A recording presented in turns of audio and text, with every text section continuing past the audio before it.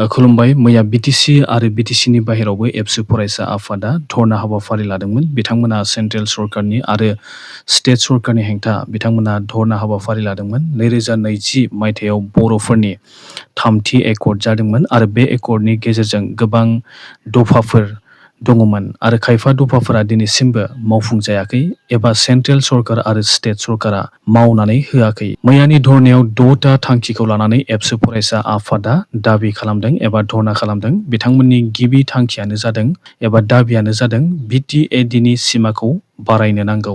माने सनितपुर आरो धेमाजि जिल्लानि बर' गामिफोरखौ बिटिसिआव सोनो नांगौ होननानै बिथांमोना दाबि खालामदों। बिटिआरनि सिमाखौ बारायनाय जागोन होननानै बिटिआर एकर्डआव लिरनाय दङमोन, नाथाय दिनैसिमबो बारायनाय जायासै। आरो लोगोसे 125 एमेन्डमेन्ट बिल 2019 खौ एक्ट बानायनो नांगौ होननानैबो बिथांमोना मैया धरना खालामदों एबा दाबि खालामदों। 125 एमेन्डमेन्ट बिलखौ 125 एमेन्डमेन्ट एक्ट खालामनो नांगोन। बे दाबो रायजो सभायावनो दङ।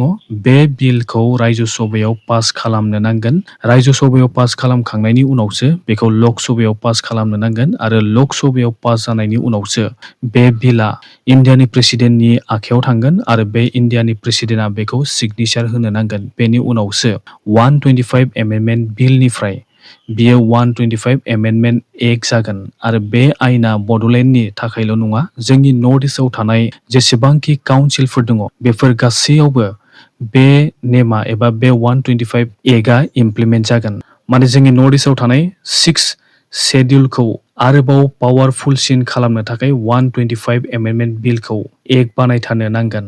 जोंनि आसामाव 3 काउन्सिलफोर दङ, जेरै Bodoland territorial council, Karbi Anglong autonomous आरो डिमा हासाव अट'नमास काउन्सिल। मेघालय स्टेटआवबो गोबां काउन्सिलफोर दङ, जेरै खासि हिल काउन्सिल, जयन्तिया हिल आरो गार' हिल काउन्सिल। मिज'राम स्टेटआव नायोब्ला मिज'रामावबो चाकमा काउन्सिल दङ, लाई काउन्सिल आरो मारा काउन्सिल दङ आरो त्रिपुरा स्टेटआव नायोब्ला त्रिपुरायाव त्रिपुरा ट्राइबेल एरिया काउन्सिल दङ। बेफोर काउन्सिलनि थाखाय सेन्ट्रेल सरकारा 125 एमेन्डमेन्ट बिलखौ सेन्ट्रेल सरकारा बानायनो नागिरदों। बे बिलखौ एक्ट खालामनायनि उनावसो 10टा काउन्सिला बारासिन पावारफुलसिन जागोन आरो समस्तिफोरा बारायगोन आरो गावनि ओनसोलफोरखौ गामिफोरखौ डेभेलपमेन्ट खालामनो सुबिदा मोनगोन। आइजोफोरनि सिटआ 33% रिजार्भ जागोन आरो बे आयेननि गेजेरजों सासे MCLA गुबुन पार्टियाव जइन जाहैयोब्ला एबा गावनि पार्टिखौ नागारनानै गुबुन पार्टियाव जइन जाहैयोब्ला बिथांनि MCLA बिबानखौ लोगो लोगो दाननानै होनाय जागोन। दा गुबुन पार्टियाव जइन जाहैब्लाबो MCLA फोरनि बिबानखौ दाननाय जाया। बिथांमोना गुबुन पार्टियाव जइन जाहैब्लाबो बिथांमोना MCLA बिबानखौ मोनो आरो बे 125 एमेन्डमेन्ट बिलआ एक्ट जानायनि उनाव MCLAफोरा गुबुन पार्टियाव थांनाय लोगो लोगोनो बिथांमोननि पस्टआ दानजागोन। जोङो दा नुनो मोनदों बिटिसिआनो जा एबा गुबुन गुबुन काउन्सिलफोरानो जा गासिबो सरकारनि रांखौ मोननो थाखाय स्टेटआवसो सोनारनो गोनां जायो। बेनिखायनो स्टेटनिफ्राय काउन्सिलफोरा रांखौ मोननो थाखाय नेबाय थानो गोनां जायो एबा लेट खालामनानैसो हरो होननानै जोङो मिथिनो मोनदों आरो बे 125 एमेन्डमेन्ट बिलआ जायोब्ला बेफोर समस्याफोरा समाधान जागोन। जोंनि बिटिसिआव 6 जन MCLAफोरखौ सिलेक्सनसो खालामनाय जायो। भट गेलेहोआबासिनो बिथांमोनखौ सिलेक्सन खालामनाय जायो। बे आयेननि गेजेरजों गासिबो भट गेलेनानैसो MCLA जानो नांगोन। दा बिटिसि एबा काउन्सिलफोरा माबा मोनसे डिसिसन लानो नागिरोब्ला आसाम सरकारखौसो सोंनो गोनां जायो। बिलआ पास जायोब्ला गावनो डिसिसन लानो हागोन।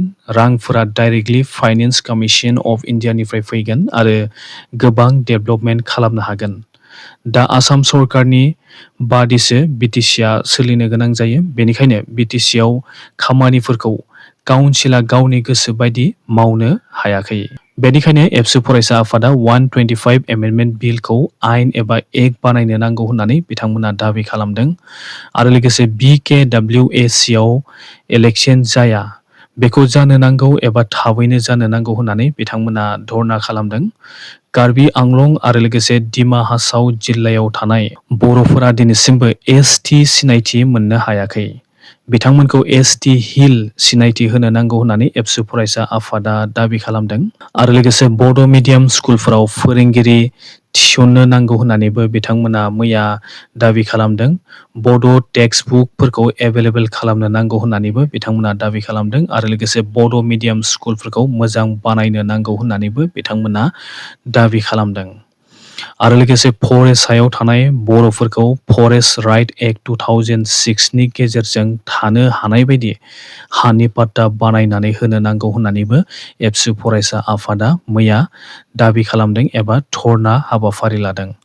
बेफोर दाबिफोरखौ थाबैनो आसाम आरो सेन्ट्रेल सरकारा इमप्लिमेन्ट खालामाब्ला एबा मावफुङाब्ला एबसु फरायसा आफादा सेपारेट बड'लेण्ड स्टेट दाबि खालामगोन होननानै बुंनायखौ जोङो मैया नुनो मोन्दों।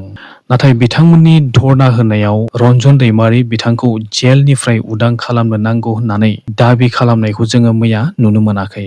बिटिसिनि चिफ हाग्रामा महिलारि बिथांमोना फोरखौ लानानै मा मावनो बांद्राय गोसो होदों बेखौ हाग्रामा महिलारि बिथाङा मैया फोरमायनानै होदों।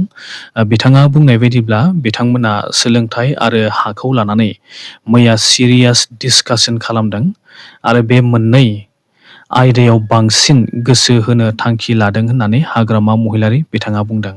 आरो लोगोसे हाग्रामा महिलारि बिथाङा बुंदोंदि बिथांमोना बिटिसिनि मोनबा जिल्लाफोराव थानाय टाउनखौ आपग्रेड खालामनो आरो सिटि बानायनो थाखाय हाग्रामा महिलारि बिथांमोननियाव इस्टिमेट दंखायो होननानै हाग्रामा महिलारि बिथाङा बुंदों।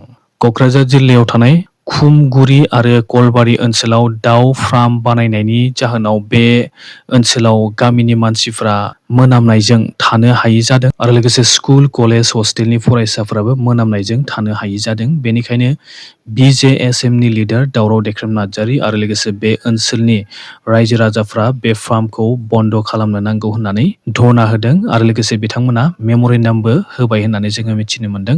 आरो लोगोसे दावराव देख्रेम नार्जारि बिथाङा बुंदोंदि बेयाव इन्डास्ट्रि बानायनाय जागोन होननानै प्रमद बर'नि सरकारनि समावनो बानायनाय जादोंमोन आरो बे इन्डास्ट्रियाव साख्रि मावनो मोनगोन होननानै प्रमद बर' बिथाङा बुंदोंमोन होननानै दावराव देख्रेम नार्जारि बिथाङा मैया मिडियानि गेजेरजों फोरमायदों। नाथाय सासेबो बे इन्डास्ट्रियाव साख्रि मावनो मोनाखै होननानै दावराव देख्रेम नार्जारि बिथाङा बुंदों आरो बे हाखौ आसाम इन्डास्ट्रियेल इनफ्रास्ट्राक्चार डेभेलपमेन्ट कर्प'रेसननोसो बिटिसिनि 100 बिगा हाखौ हगारना होबाय होननानै दावराव देख्रेम नार्जारि बिथाङा बुंदों आरो दा बे हाखौ AIIDCआ गुबुन कम्पानिजों एग्रिमेन्ट खालामनानै बोसोराव 4 लाख रां जागासिनो दङ होननानै बिथाङा बुंदों। बे रांखौ बिटिसिआबो मोना, नाथाय बे रांखौ AIIDCआसो मोनगासिनो दङ होननानै बिथाङा बुंदों। बेनिखायनो बे दाउ फार्मखौ थाबैनो बिटिसि सरकारा बन्द' खालामनो नांगौ आरो जुदि बन्द' खालामा अब्ला बे ओनसोलनि मानसिफोरा आन्दलन खालामगोन आरो दा बिटिसिनि हाफोरखौ APDCL मोब्लिब कम्पानिनो हगारना होनो नागिरदों आरो APDCLखौ लासै आदानिया लागोन होननानै दावराव देख्रेम नार्जारि बिथाङा बुंदों। बेनिखायनो बिटिसिनि हाखौ गुबुन जायगानि मानसिफोरनो होनो होआ आरो होनो नागिरोब्ला आन्दलन खालामगोन होननानै दावराव देख्रेम नार्जारि बिथाङा मैया बुंदों। नीट एग्जामनि पेपार लिक जानायखौ लानानै लक सभायाव मैया गोदान आयेन फोसावदों। बे आयेना जाबाय the public examination prevention of unfair means amendment bill 2026 आरो बे बिलनि बादिब्ला जायफोर फरायसाफोरा पेपारखौ बायगोन बिसोरो हमजायोब्ला 5 बोसोरनिफ्राय 10 बोसोरसिम जेल जानो गोनां जागोन आरो फाइनखौ 50 लाखसिम होनो नांगोन आरो बे पेपारखौ कचिं सेन्टार एबा कम्पानिज आरो एग्जाम अर्गेनाइजारफोरा पेपारखौ लायोब्ला एबा बायोब्ला बिसोर 5 कौटिनिफ्राय 10 कौटिसिम रां फाइन होनो गोनां जागोन आरो बेफोर कम्पानिजफोरखौ 8 बोसोर बेन खालामनाय जागोन होननानैबो जोङो मिथिनो मोन्दों आरो दायनिगिरिफोरनि साजाखौ 3 दाननि गेजेरावनो फोसावनाय जागोन। बे बिलखौ आयेन एबा एक्ट बानायनाय जाथ'वाखै। मालि मुंनि हादोराव इन्डियान अरिजिन धीरु रामानि बिथांखौ सिनाय मोनि मानसिफ्रा एप्रिल दानावनो किडनेप खालामदोंमोन आरो 100 कौटि दाबिदोंमोन, नाथाय 44 कौटि रां होनानै नखरनि मानसिफ्रा धीरु रामानि बिथांखौ मोनफिननो हाबाय होननानै जोङो मिथिनो मोन्दों। बिथाङा 75 बोसोर बैसो जाबाय आरो बिथाङा गुजरातनिमोन। दा बिथाङा आमेरिकायाव थायो आरो आमेरिकायाव थानानै बिथांमोना इन्टारनेशनेल डायमन्ड ट्रेडिं बिजनेस खालामो। केरेला स्टेटनि आरएसएसनि लिडार टी.जी. मोहनदास बिथाङा जान्टार मान्टाराव आन्दोलन खालामग्रा लाइमोनफोरनि हेंथा बाथ्रा बुंनाय मोनसे भिडिअ'आ भाइरेल जादों। बिथाङा बुंदों दि जुदि बिथाङा बे आन्दोलनखौ कन्ट्रल खालामनो सुबिदा मोन्नायमोनब्ला जन्तर मन्तराव कारफिउ बिथाङा फोसावगौमोन आरो खेबथाम वार्निं होगौमोन। खेबथाम वार्निं होनायनि उनाव मानियाब्ला फरायसाफोरखौ गावथारगौमोन होननानै आरएसएसनि लिडारा बुंदों। खायफा मानसिफ्रा जखम जागौमोन आरो बडिखौ हस्पिटालाव दोनहैनाय जागौमोन होननानैबो आरएसएसनि लिडारा बुंदों आरो आन्दोलन खालामग्रा आइजोफोरखौ जिनाहारि खालामगौमोन होननानैबो आरएसएसनि लिडारा बुंदों। बेखौ केरेलानि हम मिनिस्टारा इनभेस्टिगेसन खालामनो थाखाय अर्डार होबाय। बिथाङा बेबायदि बुंमारदों ना बुंमाराखै, बे भिडिअ भाइरेल जानाया थार नंगौना नङा बेखौ लानानै दा इनभेस्टिगेसन खालामनाय जासिगोन। दासिमनि रादाबा एसेनोसै। Thank you.